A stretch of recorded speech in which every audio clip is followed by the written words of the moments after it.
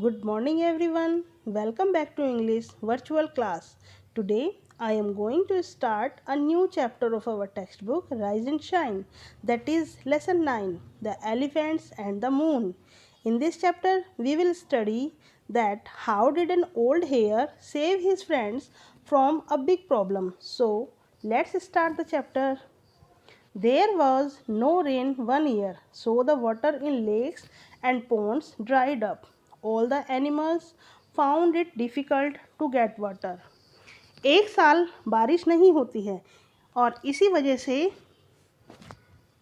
सभी लेक्स और पॉन्ड्स सूख जाते हैं यानी ड्राई हो जाते हैं। तो सभी जानवरों को पानी की प्रॉब्लम होने लगती है, डिफ़िकल्टी होने लगती है। A herd of elephants began to search for water. Finally, they found a pool. They were very happy. Elephants का एक ग्रुप पानी की तलाश में निकलता है। एलिफेंट्स के ग्रुप को हर्ड कहते हैं। अंत में उन्हें एक पुल मिल जाता है और वे सब बहुत खुश होते हैं। A colony of hares lived near the pool.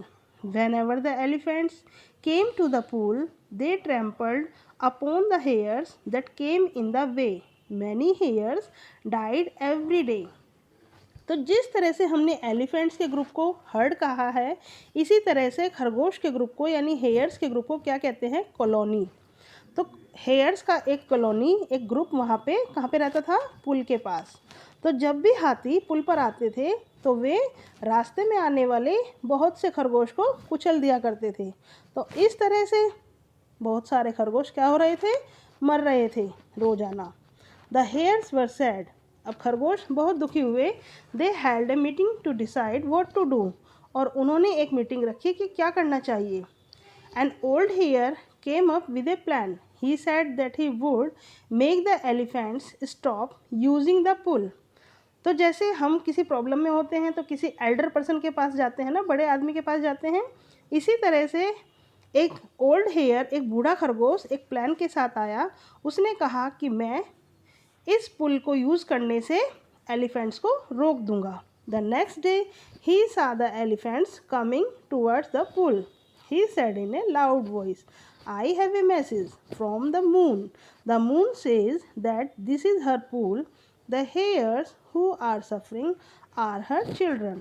अगले ही दिन जब उसने पुल पर हाथियों को आते हुए देखा तो उसने एक तेज़ आवाज़ में कहा, लाउड वॉइस में कहा कि मेरे पास मून से एक मैसेज आया है, एक संदेश आया है।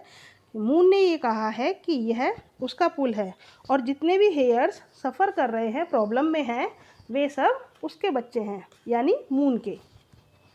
We have never heard of this said the leader of the elephants. तो एलिफेंट्स का जो लीडर था उसने कहा, हमने तो ऐसे कभी किसी मैसेज के बारे में नहीं सुना. The hare said, if you do not believe me, come here tonight. You will see the moon in the pool shaking with anger. तो उस हेयर ने क्या कहा? ओल्ड हेयर ने, यदि तुम्हें मेरी बात पर विश्वास नहीं है तो आज रात यहाँ आना और तुम्हें पूल में मून दिखाई देगा गुस्से से हिलता हुआ. That night the elephants leader went to the pool. He saw the reflection of the moon in the water. There were ripples in the water, so the moon seemed to be shaking. उसी रात elephant का जो leader था वो पुल पर गया. उसने पानी में चांद की रिफ्लेक्शन यानी परछाई को देखा और पानी में क्या बन रही थी? रिपल्स यानी कि लहरें.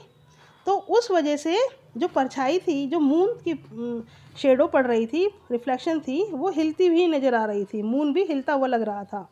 The elephant was scared. तो एलिफेंट को लगा कि ओल्ड हेयर ने तो सही कहा था, तो वो डर गया. He promised the hare that they would not come to the pool any more. उसने कहा कि हम अब कभी पुल पर नहीं आएंगे, हम इस पुल का यूज़ नहीं करेंगे. The hares were safe after that. और इसके बाद वे सभी हेयर्स सेफ थे. सो स्टूडेंट्स, आपने इस स्टोरी से क्या सीखा? सो moral of this story that if we use our intelligence at right time, then we can solve a big problem too. Okay children, bye bye. Thank you.